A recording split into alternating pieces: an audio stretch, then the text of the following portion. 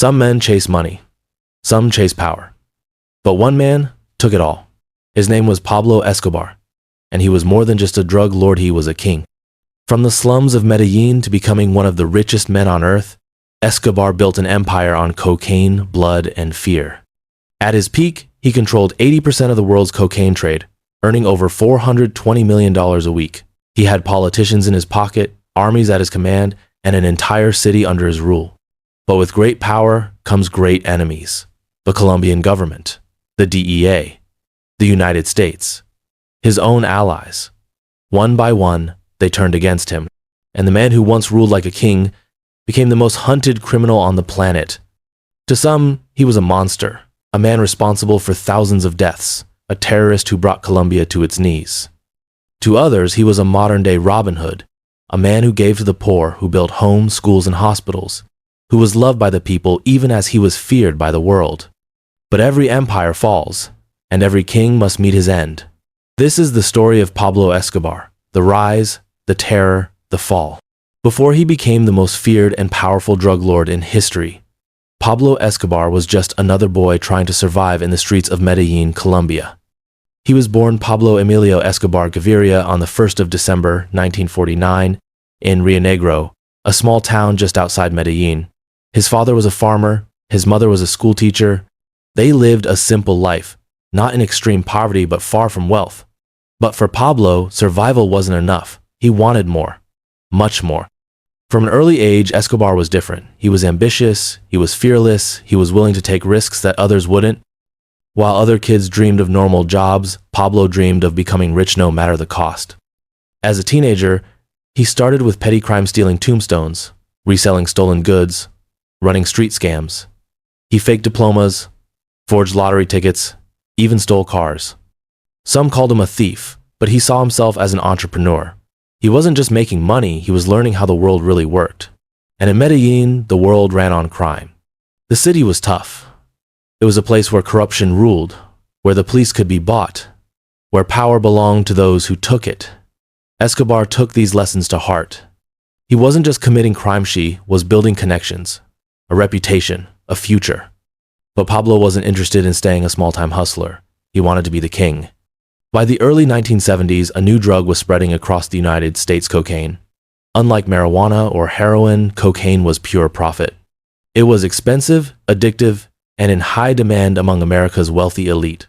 Escobar saw an opportunity, and Pablo Escobar never ignored an opportunity. He started working with local traffickers, smuggling small shipments across the border. But soon, he realized something a middleman wasn't enough. He didn't want a piece of the drug trade, he wanted to own it. He expanded his operations, forming his own smuggling routes, recruiting suppliers, bribing police, and eliminating competitors. He turned cocaine into a billion-dollar business. By the late 1970s, Pablo Escobar wasn't just in the drug trade. He was the drug trade. He controlled distribution networks across Colombia, established supply lines to Miami, and flooded the U.S. with cocaine. The money came fast. More money than he had ever imagined. More money than he could even spend. But for Pablo Escobar, money wasn't the end goal. Power was. And soon, he wouldn't just be a drug lord, he would be a king. Money was not enough. Pablo Escobar didn't just want wealth, he wanted power. By the late 1970s, Escobar's drug operation was exploding. The demand for cocaine in the United States was skyrocketing, and the Medellín Cartel was supplying nearly 80% of it. Every week, shipments worth millions were landing in Miami, New York, and Los Angeles. Escobar's network was growing larger, more powerful, and more dangerous. But success in the drug trade came with risks. As his empire expanded, so did his enemies. Rival traffickers, corrupt police, and even the Colombian government all posed threats. Escobar needed more than just money to stay in power. He needed influence. His first weapon? Bribery. Escobar had a simple rule: plata o plomo, silver or lead. If someone stood in his way, they had two choices: stake his money or take a bullet. And most people chose the money. Police officers, judges, politicians, even entire government agencies were bought. Those who refused were killed. His second weapon? Fear. When bribery didn't work, Escobar sent a message, a deadly one. His cartel unleashed a wave of assassinations, bombings, and kidnappings. no one was safe.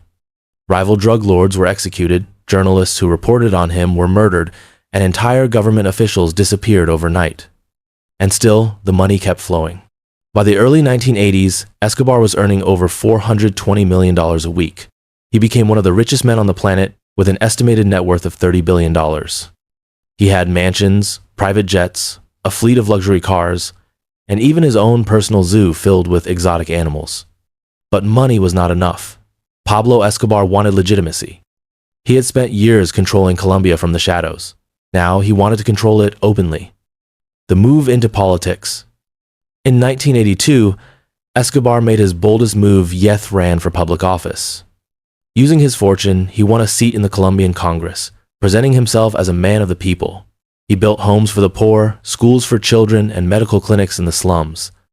To the people of Medellín, he was more than a drug lord, he was a savior. But not everyone saw him that way. The Colombian government knew who he really was. Rodrigo Lara Bonilla, the Minister of Justice, publicly exposed Escobar's drug empire, calling him a criminal, a murderer, a threat to the country. Escobar was forced to resign from Congress, humiliated. And when Escobar was humiliated, people died.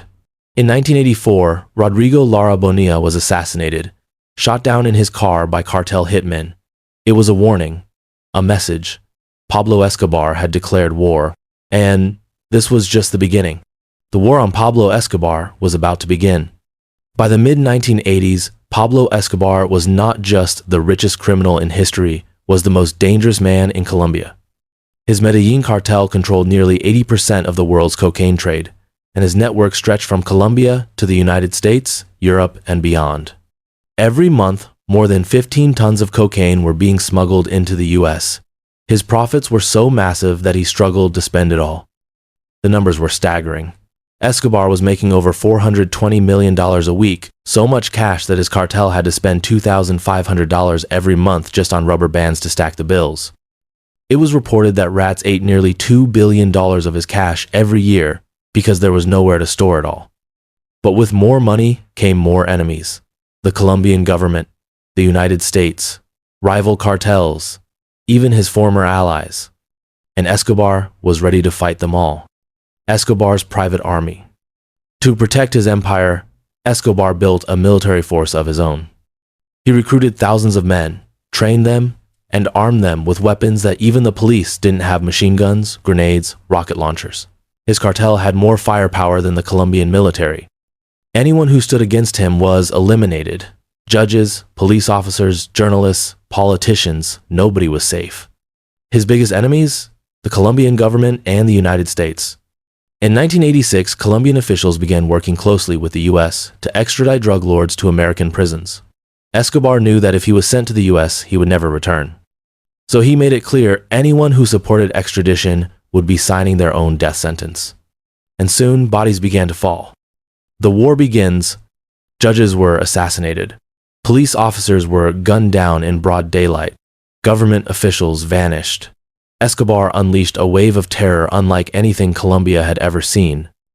In 1989, he took things even further. A commercial airliner, Avianca Flight 203, was bombed out of the sky, a catastrophic attack meant to assassinate a presidential candidate who supported extradition. All 107 people on board were killed. The world was in shock.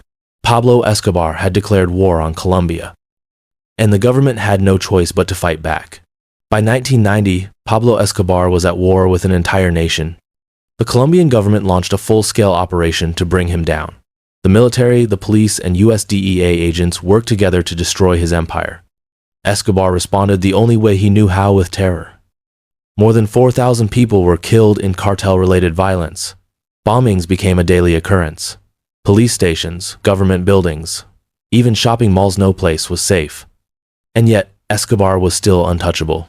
The surrender deal. In 1991, facing increasing pressure, Escobar made a bold move. He offered to surrender, but only on his terms. The Colombian government, desperate to stop the bloodshed, agreed. Escobar's condition? He would build his own prison. La Catedral was no ordinary prison. It had a nightclub, a gym, a bar, even a waterfall. Escobar continued running his cartel from behind bars, living in luxury while the government pretended he was being punished. But Escobar could not be contained, not even by his own prison. When authorities tried to move him to a real facility in 1992, he simply walked out. The most wanted man in the world was on the run. And this time, there would be no escape. Pablo Escobar was no longer just a drug lord. He was a fugitive, a man with nowhere left to run. In 1992, after escaping from his self-built prison, La Catedral, Escobar found himself at war with not just the Colombian government, but his own past. His enemies had grown. His allies had turned. And the empire he had built with blood and cocaine was beginning to collapse. The manhunt begins. The government wasted no time. A special task force called the Search Block was created, an elite unit dedicated to one mission: capturing or killing Pablo Escobar. Funded by the United States DEA, equipped with high-tech surveillance, helicopters, and an army of officers, they began dismantling Escobar's cartel piece by piece. But they were not the only ones hunting him. Escobar had made too many enemies. Over the years, he had executed former allies, betrayed partners, and wiped out rival cartels. Now, those enemies saw their chance for revenge. A secret group emerged, Los Pepes, Perseguidos por Pablo Escobar, deadly coalition of former cartel members, vigilantes, and rogue officers. Los Peps weren't interested in capturing Escobar. They wanted him dead. They began systematically targeting anyone connected to him as associates, his lawyers, his family. Homes were burned down, businesses were bombed, and one by one, Escobar's empire crumbled. He was losing everything. The fall of the Medellín Cartel. Escobar had once controlled an army of soldiers, corrupt officials, and entire police forces. Now, he was alone. One by one, his men were arrested or killed. His secret hideouts were discovered. His millions in cash, hidden across Colombia, became useless as his ability to move and operate shrank. For the first time, Pablo Escobar, the man who had ruled over an empire, was running for his life. He moved constantly, changing locations, using disguises, relying on a small circle of loyal men. But he knew it was only a matter of time. On the 1st of December, 1993, he celebrated his 44th birthday in hiding. It would be his last. The most wanted man in the world had nowhere left to hide. The 2nd of December, 1993. The day the empire fell, Pablo Escobar had spent 16 months on the run, constantly moving, constantly watching over his shoulder. His once mighty Medellín cartel had collapsed, his allies had betrayed him, and his fortunes estimated at $30 billion had become useless. He was no longer a king, he was a ghost. But even in his final days, Escobar refused to surrender. He still believed he could outsmart the government, disappear into the mountains, rebuild his power, but his enemies were closing in. A costly mistake. Escobar had always been careful. He never stayed in one place for too long, never used phones for more than a few seconds, never allowed himself to be traced. But on the 2nd of December, 1993, he made one fatal mistake. He called his family. The call lasted just 5 minutes, but that was enough. The Search Block task force was listening. Using advanced radio triangulation, they pinpointed his location, a safe house in the Los Olivos neighborhood of Medellín. The final chase. Within minutes, Colombian special forces, the police, and the DEA surrounded the area.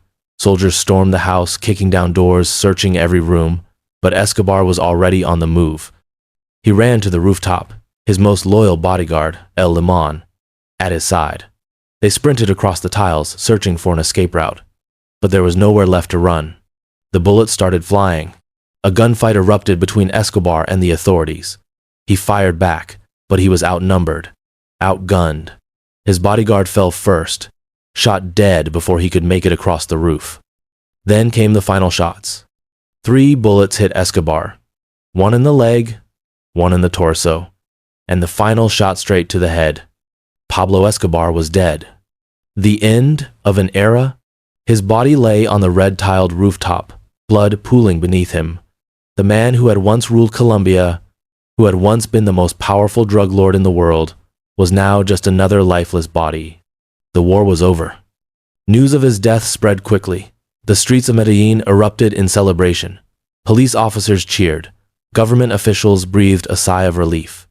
The people of Colombia, who had lived in fear of his reign, felt a weight lift off their shoulders. But there were also those who mourned him. In the slums, thousands of people wept. To them, Escobar had not been a villain, he had been a savior. The man who built homes, hospitals, and schools. The man who gave to the poor while taking from the rich. On the day of his funeral, over 25,000 people lined the streets to pay their respects. Some chanted his name, others touched his casket as it passed. To them, Pablo Escobar would always be their Robin Hood. But the truth? He was no hero. A legacy built on blood, Pablo Escobar's name would never be forgotten. His story became legend books, movies, television shows, even myths about how he had survived and faked his own death. But the reality was far darker. His empire had left thousands dead. Judges, journalists, police officers, politicians, innocent civilians all caught in the crossfire of his ambition. His death did not end the drug trade. The Medellín Cartel was gone, but new cartels rose to take its place. The violence continued, the money kept flowing, and the cycle of crime lived on. Was Pablo Escobar a genius, a monster, a revolutionary, or just another man consumed by his own greed? The world may never agree on the answer. But one thing is certain, there will never be another like him. Pablo Escobar was gone, but his story was far from over. His body had fallen on the rooftops of Medellín, but his name would rise again in books, in movies, in myths, in the memories of those who loved him and those who hated him. The end of an empire. With Escobar's death, the Medellín Cartel collapsed. The power that once controlled an entire nation vanished overnight. His fortune, once worth billions, was seized or lost. His homes were raided, his properties abandoned. But the drug trade did not stop. New cartels rose in his place. The Cali Cartel took control, followed by the Norte del Valle Cartel, the Sinaloa Cartel, and others. The violence continued. The war on drugs was far from over. The people's Kingor, the people's nightmare? In the slums of Medellín, Escobar's name remained sacred. Thousands of poor Colombians saw him as a Robin Hood, a man who had built houses, given away money, helped the forgotten. To them, he had been more than just a drug lord, he had been their protector. But to the rest of the world, he was a monster. His cartel had killed thousands. Judges, politicians, police officers, innocent civilians all caught in the crossfire of his ambition. He had turned Colombia into a war zone, bombed airplanes, assassinated presidents. His name was written in blood across the streets of his own country. And yet, the world could not forget him. The legend of Escobar. His story became legend. Books, documentaries, television shows, and movies brought him back to life. Hollywood glorified him, musicians rapped about him, entire generations became fascinated by his rise and fall. Some saw him as a criminal mastermind, a man who outsmarted the world. Others saw him as a villain, the embodiment of greed and destruction. But no one ignored him. Pablo Escobar had become immortal. The lasting impact. Decades later, the scars he left on Colombia remain. The violence, the corruption, the power of the drug trade, it all began with him. His legacy is written in the streets of Medellín, in the prisons of the US, in the graves of the thousands who died because of him. But his legend is also written in the minds of those who still believe in him. His tombstone is still visited by thousands. His former homes are now tourist attractions. His name is still whispered in the slums, still feared by the old, still admired by the young. So, who was Pablo Escobar? A genius? A monster? A revolutionary? A king? The world may never agree. But one thing is certain, his name will never be forgotten. Pablo Escobar's story is one of power, ambition, and destruction. He rose from nothing, built an empire that stretched across continents, and ruled with both generosity and fear. He was loved. He was hated.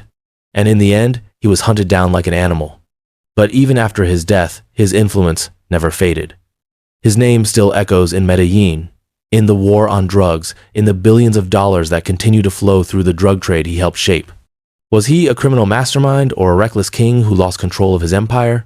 A hero to the poor or a ruthless terrorist? A man who gave or a man who only took? The truth depends on who you ask. Some still call him El Patron, the leader who gave the people of Medellín food and homes when no one else would. Others remember him as a murderer, a man who bombed planes, assassinated judges, and left a country in chaos. But what do you think? Was Pablo Escobar a man who helped his people, or was he simply a monster who used them? Let us know your thoughts in the comments. Because the story of Pablo Escobar is not just about the past. It is about power, it is about ambition, and it is about how history chooses to remember the men who refuse to be forgotten.